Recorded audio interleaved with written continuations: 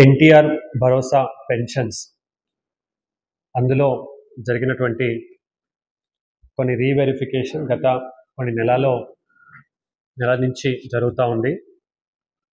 దీంట్లో 1వ తేదీ సెప్టెంబర్ నెల పెన్షన్ పంపిణీ కార్యక్రమం ఉంది. చాలామందికి చాలా రకాల డౌట్స్ ఉన్నాయి. అలాగే ఇందులో రీవెరిఫై మనము డిసేబుల్డ్ పెన్షన్స్ మరియు హెల్త్ పెన్షన్స్, డిసేబుల్డ్ అంటే 6,000 రూపాయలు, హెల్త్ పెన్షన్స్ అంటే 15,000 వచ్చే పెన్షన్స్, 47,673 పెన్షన్స్ని జిల్లాలో రీవెరిఫై చేయడం జరిగింది. వీళ్ళ గురించి విస్తృతమైన క్లారిటీ ఇద్దామని ఈరోజు ఈ ప్రెస్ కాన్ఫరెన్స్ని కోరుకున్నాను. మీరందరూ వచ్చిన దానికి నేను ముందుగా ధన్యవాదాలు తెలియజేసుకుంటున్నాను. జిల్లాలో 2,80,471 పెన్షన్స్ ఉన్నాయి. 123.86 కోట్ల రూపాయల విలువ ప్రతి నెల మేము పంపిస్తూ ఉన్నాం. ఇందులో ఈ 47,673 పెన్షన్స్ని మనము రీవెరిఫై చేయాలని, ఎందుకంటే చాలా కంప్లైంట్స్ వచ్చాయి. ఫలానా వాళ్ళు ఎలిజిబుల్ కారు, వాళ్ళు వేరే బండి తోలుతూ ఉన్నారు, అలాంటి వాళ్ళు కూడా 15,000 ఎలా వస్తుంది అని చాలా రోజుల నుంచి వస్తున్న దానికి, కంప్లైంట్స్ వచ్చిన దానికి రాష్ట్ర ప్రభుత్వం కొన్ని దిశానిర్దేశాలు ఇస్తూ ఈ రీవెరిఫికేషన్ కార్యక్రమాన్ని మొదలుపెట్టారు. ఇందులో 38,410 మందికి వెరిఫికేషన్ కంప్లీట్ అయింది. 9,263 మందికి ఇంకా రీవెరిఫికేషన్ జరగాలి. ఈ జరిగిన దాంట్లో మనము 9,601 మందికి ఇన్ఎలిజిబుల్, వాళ్ళ ఒక డిసెబిలిటీ అనేది ఏముంది, 40% కింద తక్కువ ఉంది అని తేల్చడం జరిగింది. దీన్ని ఒక మెడికల్ బోర్డ్ వారు చేశారు. ఇందులో డాక్టర్స్ వాళ్ళ కాన్స్టిట్యున్సీ కాకుండా వేరే కాన్స్టిట్యున్సీ, మళ్ళా వేరే జిల్లా నుంచి కూడా వీళ్ళని తీసుకురావడం, ఈ మెడికల్ బోర్డ్ని ఏర్పాటు చేయడం జరిగింది.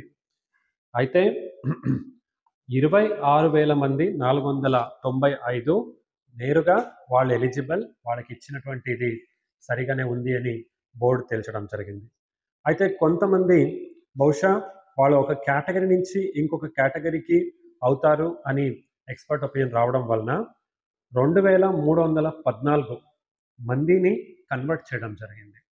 సో ఇది డిసేబుల్డ్లో ఎంత, హెల్త్ ఎంత, డీటెయిల్ నంబర్స్ మీకు మేము ఇవ్వడం జరిగింది.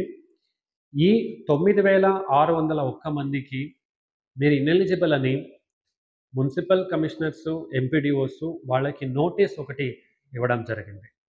ఈ నోటీస్ ఇచ్చిన దాంట్లో 5,241 మంది అపీల్ చేశారు. సో అదే మళ్ళా ఒక 2 కేటగిరీ వారు మన దృష్టికి తీసుకురావడం వలన వాళ్ళని కూడా స్ట్రైట్ అవే కన్వర్ట్ చేయడం, అంటే కంటిన్యూ చేయడం జరిగింది. ఎవరు? పిల్లలు, 18 సంవత్సరాల నిండని పిల్లలు, మెంటల్ రిటార్డేషన్ ఆర్ అలాంటి మెంటల్ ఇల్నెస్ ఉన్నటువంటి వాళ్ళకి 35 మంది. అలాగే టెంపరీ సర్టిఫికేట్ ఉంది, 40% కింద ఎక్కువ డిసెబిలిటీ ఉంది, 2,123. సో వీళ్ళ ఇద్దరిని కూడా కంటిన్యూ చేయడం జరిగింది.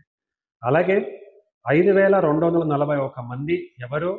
మీరు నా పర్సంటేజ్ని తగ్గించారు, అయితే నేను నమ్ముతాను ఇది కరెక్ట్ కాదు, నాకు ఇంకొకసారి నాకు అప్పీల్ అవ్వాలని నోటీస్ ఇచ్చిన దానికి వారు మళ్ళా ఎంపీడీఓ కానీ మున్సిపల్ కమిషనర్కి అప్పీల్ ఇచ్చిన వాళ్ళు 5,241.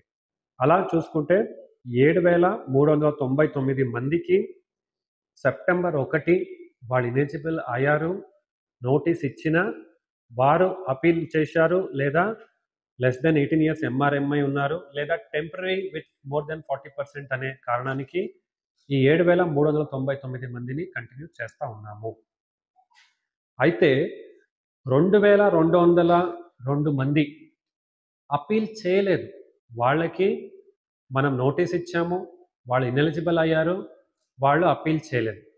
అపీల్ చేయని వారికి సెప్టెంబర్ 1వ తేదీ పెన్షన్ ఇవ్వబడదు.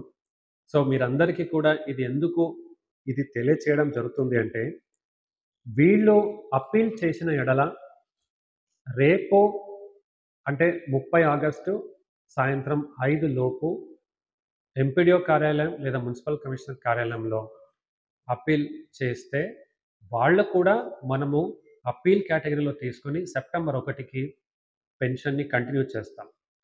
ఒకసారి అప్పీల్ చేసినప్పుడు ఎంపీడీఓ లేదా మున్సిపల్ కమిషనర్ గారికి మరియు మెడికల్ బోర్డ్‌ని తయారు చేసే డీఎంఎండ్‌హెచ్ఓ, డీసీహెచ్ఎస్ అండ్ సూపరింటెండెంట్ జీజీహెచ్‌కి ఒక నెల సమయం ఇవ్వడం జరిగింది. ఈ యొక్క నెలలో ఆ మెడికల్ బోర్డ్ మళ్ళా క్షుణ్ణంగా, డీటెయిల్డ్‌గా ఆ అప్పీల్‌ని ఇవాల్యుయేట్ చేస్తారు. తర్వాత చివరి డెసిషన్ ఒకటి చెప్తారు. ఇది మీ అందరికీ నేను తెలియచేద్దామని అనుకున్నాను. అదే చూసుకుంటే ఇప్పుడు మళ్ళా ఇంకొకసారి మెంటల్ రిటార్డెడ్ మరియు మెంటల్ ఇల్‌నెస్ చాలామంది కలెక్టరేట్‌కి కూడా వచ్చి అడగడం జరిగింది. పిల్లలున్నారు సార్, ఎంఆర్ఎంఐ ఉన్నారు. అది రాష్ట్ర ప్రభుత్వం ఆర్డర్ ఇచ్చారు. వాళ్ళని కంటిన్యూ చేయడం జరుగుతుంది. అలాగే టెంపరరీ సర్టిఫికేట్ ఉంది. అయితే చాలా ఎక్కువ డిసెబిలిటీ ఉంది. వాళ్ళు కూడా కంటిన్యూ చేయడం జరుగుతోంది. అయితే ఎవరు అప్పీల్ చేయలేదు వాళ్ళకి మనము సెప్టెంబర్ 1 నాటికి ఇవ్వలేము.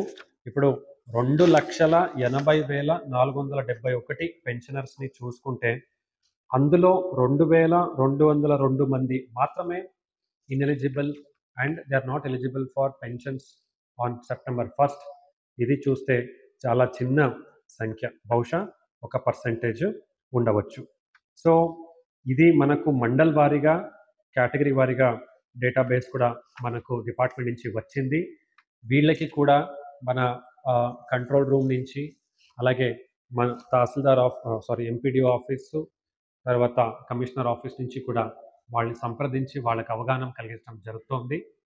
ఈ ఇన్ఫర్మేషన్ని మీ అందరు కూడా చెప్పి మీరందరూ కూడా సరైన ఇన్ఫర్మేషన్ని అందరికీ తెలియజేస్తారని నేను నమ్ముతూ నేను ఈ ప్రెస్ కాన్ఫరెన్స్ చిన్న అజెండాని కంప్లీట్ చేస్తాను. తెలుగులో న్యూస్ కి ఫాస్టెస్ట్ యాప్ ఇప్పుడు టోటల్లీ న్యూ అవతార్లో జస్ట్ 5 సెకండ్స్ లో కంప్లీట్ న్యూస్. సోషల్ మీడియాలో ట్రెండ్స్ కి one stop solution. Live TV app voice search option తో ఇప్పుడే డౌన్లోడ్ చేయండి లేదా అప్డేట్ అయిపోండి. యాప్ లింక్ డిస్క్రిప్షన్ లో ఉంది.